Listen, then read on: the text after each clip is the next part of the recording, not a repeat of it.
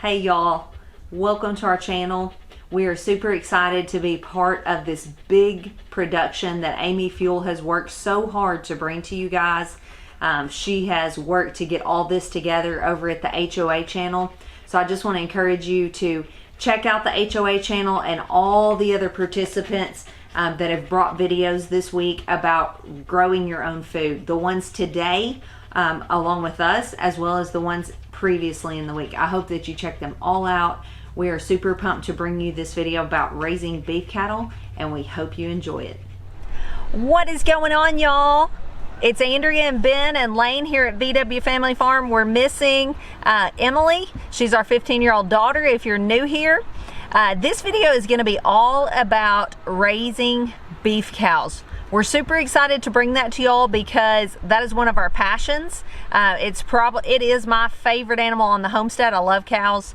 But we thought we'd kind of take a second and introduce ourselves before we head back to the cows and tell you all about that. All right, a few things that we do here on our homestead. We raise pasture pigs. We've got a boar and a sow. And we just had a huge litter of piglets that are super cute. We're excited about. We also raise honeybees. I've got 8 hives of honeybees here. That's probably your biggest passion. I catch wild swarms. We also raise a few sheep, just have a few lambs around.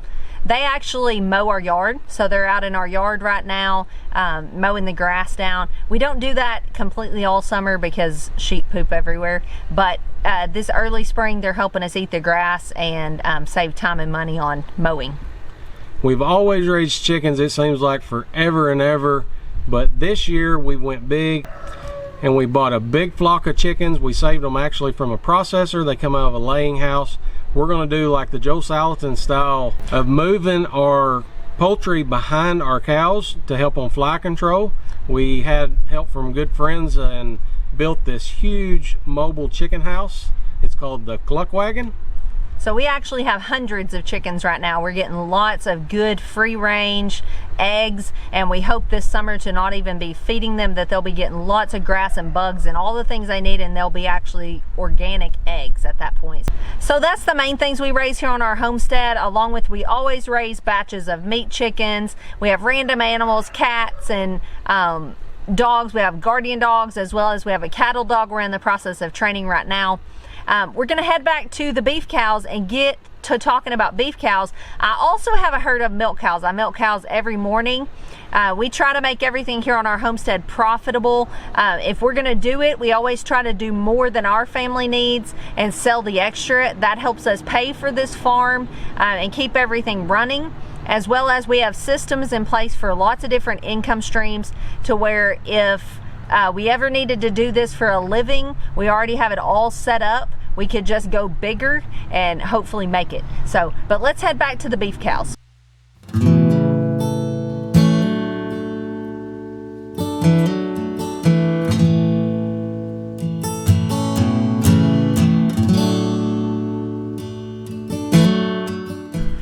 So the first thing you're going to need to consider if you're considering raising beef cows, whether for food or for a commercial operation, is your fencing. You're going to need fences, and good fences for cows, because they will find a way out. But what we have found and what we have fell in love with is a little bit of new school technology, I guess you would say. Around us, we are surrounded by barbed wire fences. That's what everyone has around us. It's been around for a long time, but it is quickly coming on the scene that electric fences, hot wire fences is the way to go. It's relatively quick to set up and build, and it's actually very versatile if you're able to lease people's property, because there is lots of people, at least in our neck of the woods, that want their properties maintained. They don't want their land to grow up, but they don't want cows, and they don't want to mess with paying someone to bush hog it. So they will gladly let you use their land to run cows on. Even if you have to pay them a lease, pay them money per acre to use their land, you're still getting a good deal because you're not having to go purchase that land. We've actually watched a lot of Greg Judy and his practices of setting up a rotational grazing. Check him out on YouTube. He's a wealth of information if you have not heard of him. But his philosophy was, he was about to go broke and he wound up investing in electric fencing to set up on other people's properties, and now he has a very successful, profitable business. Electric fencing you can move around. It's cheaper to set up as well as quicker. Our cows are behind a single strand of hot wire, and when we bought this entire herd of cows, we've always had a couple of cows, you know, maybe 15, 20, but we went big last year, about a year ago, and bought 60 more mama cows. And so right now we have 123 head of cattle total. That's mamas, babies, steers, bulls, everything. Last thing I want to mention about hot wire fencing, it's excellent. I think a lot of people think of big farms, but it's excellent for small farms and small operations. You can divide up a property that's relatively small for all different types of animals, cows, goats, pigs. We have chickens behind hot wire, all kinds of stuff, and it just maximizes your space, whether that's tiny or whether that's hundreds of acres. So this is some fiberglass stakes we pounded when we built this a little over a year ago. We pounded those in the ground. Then we took some Carter keys and attached this high tensile wire to these posts. This is a more quote unquote permanent type hot wire fencing. This stays here. Then that's where we bring in the Gallagher reels that are movable, and that's how we have the permanent fencing on the other side of this pasture as well. And then we divide off fences east to west. The north and south fences are more permanent, and then we can make the paddocks as big or as small as we want depending on how much grass we have at the time.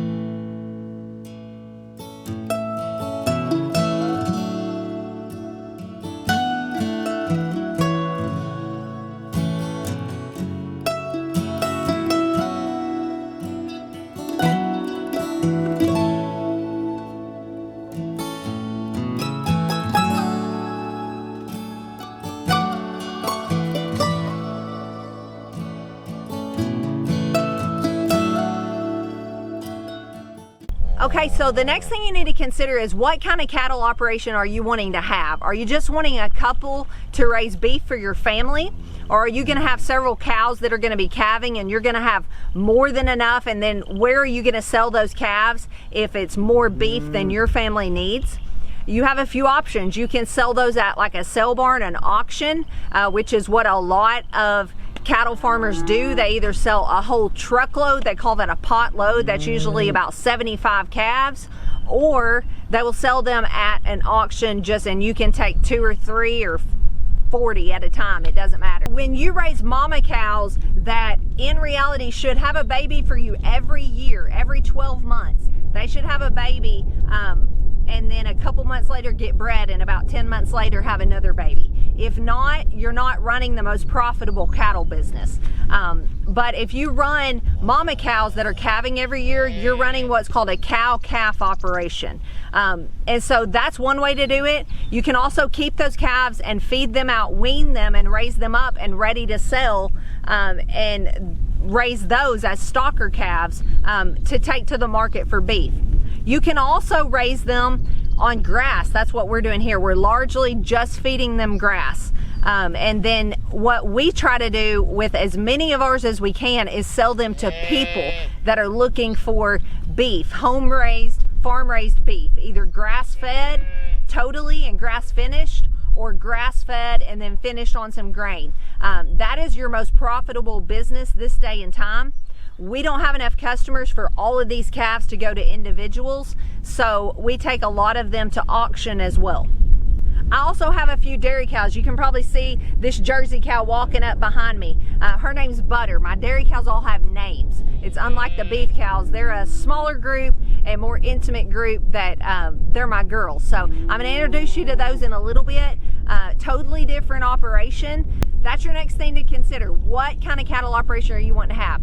You can always just buy one calf. Generally people will raise a steer, and if you don't know, that's a bull calf that has been banded or castrated. That's what they generally raise for meat. You can just buy one of those every year or two and raise that on your farm for your beef as well. And the cheapest way to do that, if you're just looking for beef for your family, bottle calves are very, very cheap, especially bull bottle calves.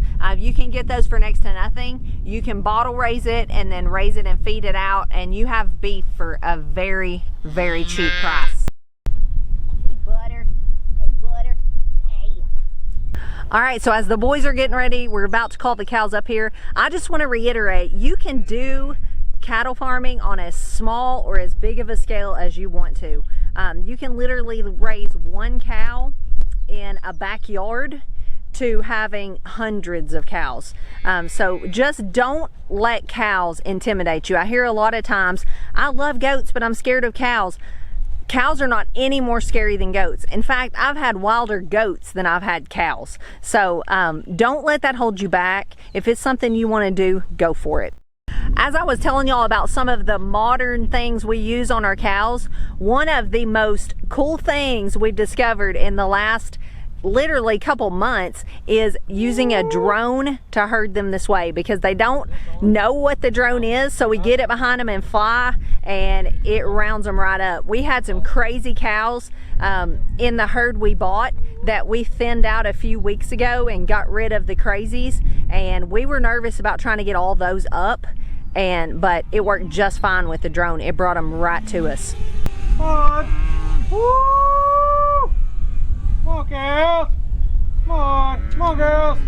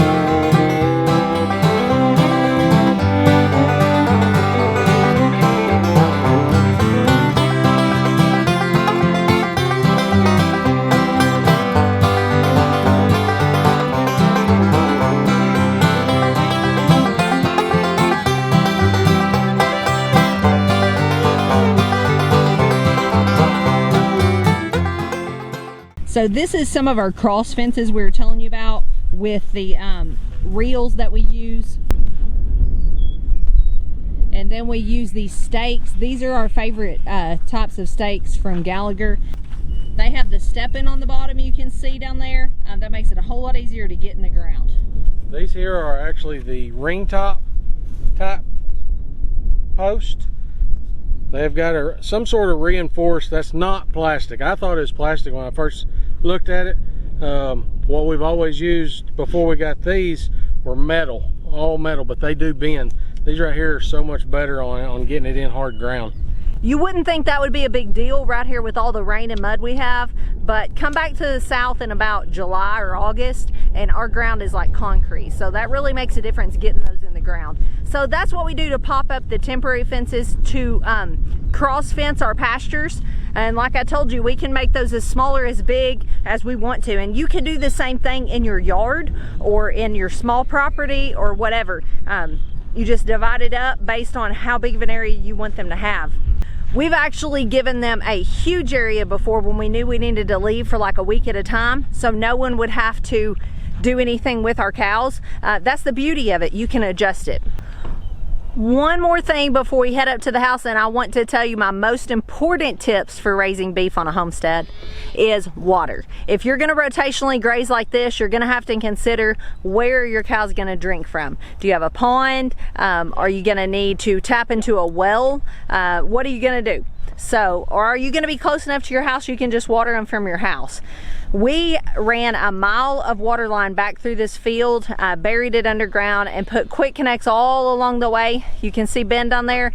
He fashioned a skid that we can pull around with the mule or the four-wheeler. That tank is actually strapped onto it, and then we tap into that quick connect. It's got a water hose to the back of the tank and it fills it up. And we just pull that all around the field. You can also check with your local NRCS office, especially for beginning farmers. There's lots of programs that will pay for 90% of your costs to start raising things like cattle. Not only cattle, you can get greenhouses, you can get all kinds of things through them. And they will help pay for you to install water tanks and run water lines and everything throughout your property. That's not what this is. We went ahead and did this just on our own, but definitely that is an idea for you if you're looking to get started. They want to encourage people that are interested in farming, cattle farming as well as other types of farming, to be able to do it. So this is Josie, one of my milk cows. She's actually out here because I've weaned her calf off, so she's with the beef cows, but she is actually one of my dairy herd. I told you I have a dairy herd. I milk them several times a week, some of them every day, and then I sell raw milk. It's legal here in Arkansas to do that from your farm. It helps offset our feed costs, and we provide our own dairy products as well. So I want to take you up to my milk pen and show you Josie's calf. And tell you my recommendations for a small homesteader. I have one of my milk cows up here. If you've been following our channel, you know we had a near tragedy here a few months ago with a cow that we have named Miracle since then. She lost her calf having it. She was a first-time heifer, and if you don't know, that means that she had either, a heifer means they've had one calf or they're about to have their second. After that, they're termed a cow. But she was a first-time heifer, meaning she'd never had a calf before. And the calf died in the process of her having it, and she almost died. Actually, when we got to the field, we thought she was dead. So I'll link that video, but you can check that out if you're interested. She has her own playlist. She's pretty much a celebrity at this point. But when she lost her calf, I wanted to keep her in milk. Even our vet was astonished. She was laid down, could not stand for 11 days. Normally they don't get up and recover from something like that, but she did. And I wanted to keep her in milk. So thankfully, even though it had been 11 days, she still had some milk. So I started milking her and training her. She was a wild little thing before that. I've tamed her down, and she's my girl now. So I milk her every morning. But that gets tough, milking her every single morning without a calf on her to help me out. So I never get a day off. Well, last week we had a tragedy with one of our cows. It got struck by lightning, and we made a video on that as well. But that left a little calf an orphan. So we united these two. She is in the barn, and I'm about to feed her so that she will stand and let this calf nurse. She's not fully adopted him yet. I said the papers have not been fully signed. Hopefully soon. She is getting better because not all milk cows will take on someone else's calf. Some of them will take on any calf that will walk up. They'll let anybody nurse. Some of them take a little longer to accept them. Some of them never do. So, but we are pretty much really encouraging her to take this calf. So let's get it fed.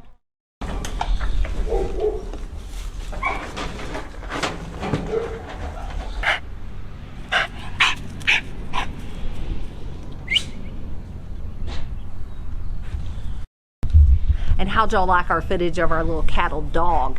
That's Pepper, and she is our upcoming future herding dog. So she's an Australian Shepherd. We love her so very much. We had one before and had a tragedy with her, and so this is our second go around, and we've loved them both. So we're excited about the future here at our farm. That brings me to the end of this video. I introduced you to Josie in the field, and then let me show you her calf up here at our house that we've weaned off of her. You can see how big and beefy he is. That's because in some ways we don't have just a milk herd and a beef herd. They're kind of intertwined. You can see my milk cows, most of them have been bred to a beef bull that produces a cross calf that is a lot more beefy than just a traditional milk breed like a Jersey or a Holstein or something like that. And that produces a really good calf for us to raise up for beef for people. So my recommendation for you would be, if you are trying to produce food on your homestead, is to get you a milk cow and then raise you some beef calves on that milk cow. Or let your, even if your milk cow, if you've got it bred to another milk breed bull and it has, say, a Jersey calf, we personally eat those all the time. that is what we eat as a family, because little bulls from a dairy breed are just not worth much money at a sale. So we take those, they make a little bit smaller steaks, but they're still excellent meat, and then you can turn that into grass-fed beef that is worth quite a bit of money no matter what breed of cow it is.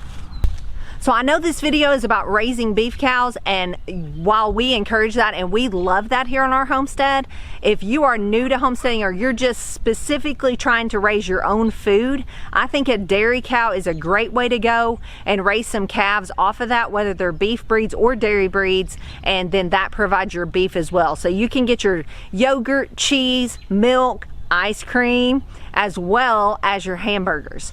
So that's just my recommendation for a beginner, but raising beef cows is a wonderful lifestyle as well that we enjoy, and if that's something you think you would, I encourage you to look into it. So we hope y'all enjoyed the tour around our farm. If you're new to our channel, just checking us out for the first time, we encourage you to come back. If you like this video, it'd be awesome if you'd go down there and subscribe.